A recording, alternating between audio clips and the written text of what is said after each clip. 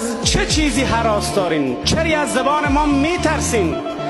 اگر خواب حذف زبان فارسی را در کلهای خام خیش میپرورانین، این آرمان را به گور خواهین برد. ما خوابهای شما را پریشان میکنیم. فارسی یک زبان نیست، فارسی تاریخ ماست، تمدن ماست، هویت ماست.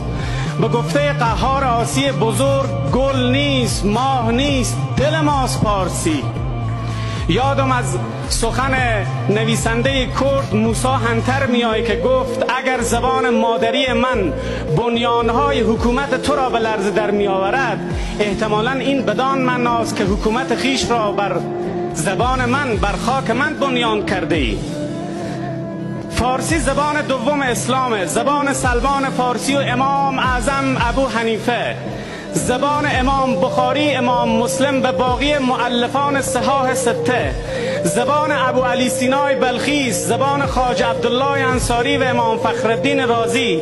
اگر ادبیات دنیا توانست نام بلند فردوسی ره، نام حافظ و مولانا و سعدی ره، نام بیدل و خیام و جامی ره از یاد ببره، اگر تاریخ بشریت توانست نام کوروش و رستم دستان، نام آرش کمانگیر و ابو مسلم خراسان را فراموش بکنه، شما هم بر خیال باطل خیش